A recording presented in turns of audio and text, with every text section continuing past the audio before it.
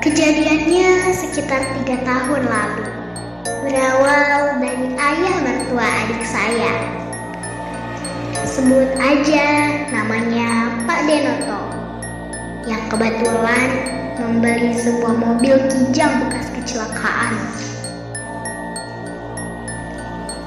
Mobil itu menurut cerita adik saya, dulunya adalah milik seorang kiai yang mempunyai pondok pesantren di Purworejo.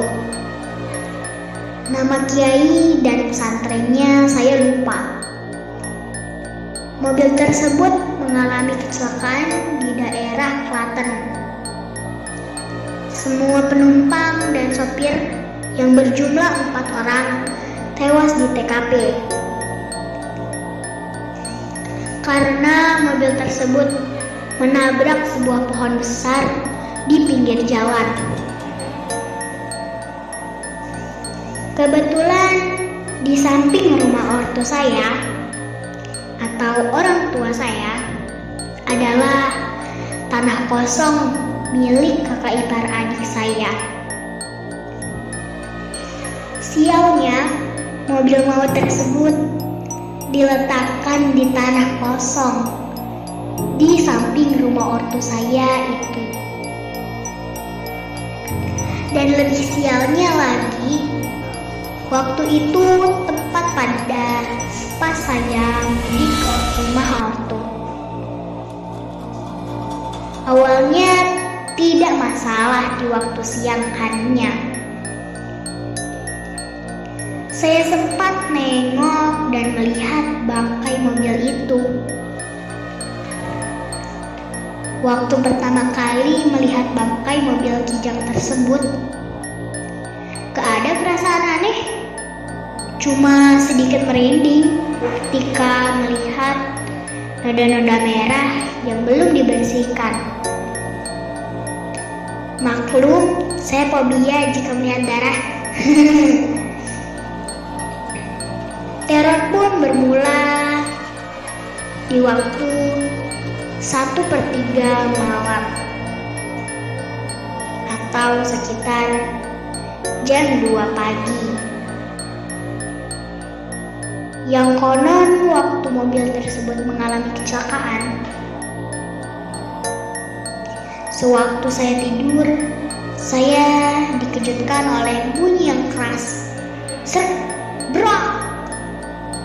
Kemudian anak pertama saya berumur 3 tahun menjerit dan menangis keras.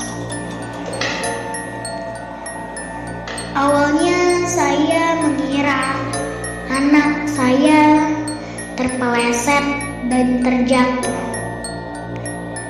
Karena kebiasaan anak saya bangun tengah malam dan minta dibuatin susu. Sempat juga saya memarahi istri karena salah paham. Biasanya anak saya ngikutin ibunya ke dapur saat dibuatin susu. Ternyata waktu itu istri dan anak saya sudah tidur di lantai dengan kasur lantai. Karena mereka merasa kegerahan tidur di kamar, barulah saya nyadar kalau ada yang tidak beres.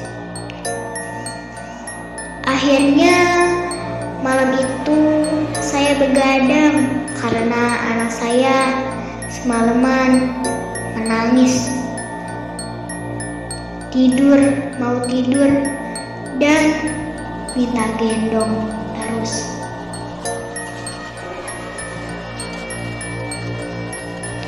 Malam selanjutnya juga seakan menjadi teror buat anak saya. Walaupun di siang hari, anak saya bisa ceria berlari ke sana kemari.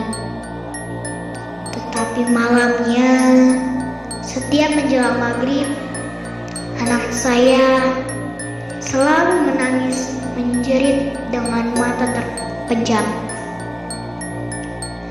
dan selalu minta digendong dalam Dia selalu mengajak pulang ke rumah.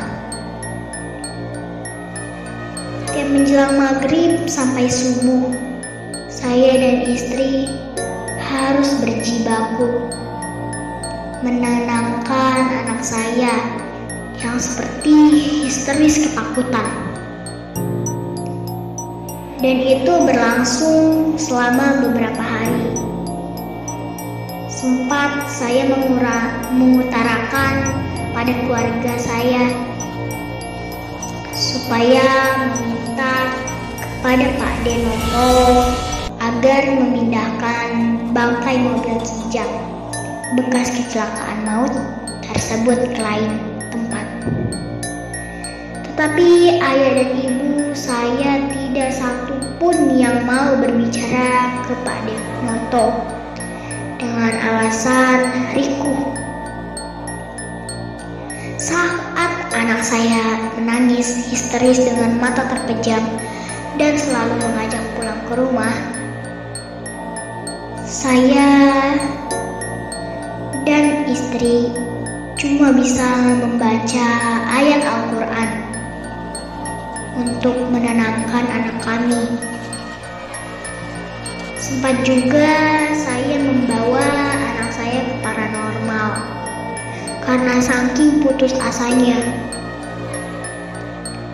Paranormal itu cuma bilang bahwa anak saya diganggu oleh makhluk halus yang ada dalam bangkai mobil di samping rumah ortu saya itu. Dan oleh paranormal tersebut, saya dikasih macam-macam barang. Ada yang harus dibakar di belakang rumah. Ada yang harus dibakar di belakang rumah. Ada yang harus diletakkan di bawah bantal anak saya. Tapi semuanya gak manjur. Anak saya tetap saja masih digangguin sama tuh jin jahil. Malam berikutnya, saking lelah dan capeknya, ditambah rasa marah yang terpendam terhadap jin jahil tersebut. Entah apa yang terlintas di pikiran saya saat itu. Waktu itu saya mandi karena habis keringatan setelah gendong anak selama berjam-jam. Waktu saya selesai mandi dan baru memakai celana dalam, saya mendengar anak saya berteriak ketakutan dan menangis histeris dalam gendongan istri saya. Langsung saja saya lari keluar dari kamar mandi cuma memakai doang. Maaf, gak ada maksud parno. Tapi saya bukannya lari menghampiri istri dan anak saya, melainkan berlari keluar rumah menghampiri bangkai mobil Kijang bekas kecelakaan maut itu. Tanpa rasa takut sedikit pun, saya tantang berkelahi itu jin. Saya bilang gini, kalau berani hadapi bapaknya, jangan beraninya sama anak kecil doang.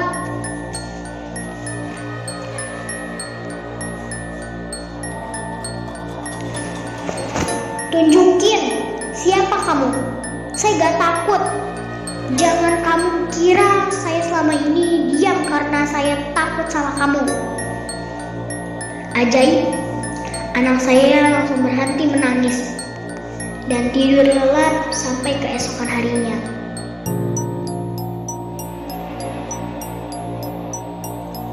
Setelah malam itu memang tidak ada gangguan lagi ke anak saya. Tapi gangguan beralih ke tetangga kiri kanan ortu saya. Bahkan ada tetangga yang pernah melihat penampakan mengerikan. Sehingga warga satu RT protes ke Pak Denoto agar bangkai mobil Kijangnya dipindahkan ke tempat lain.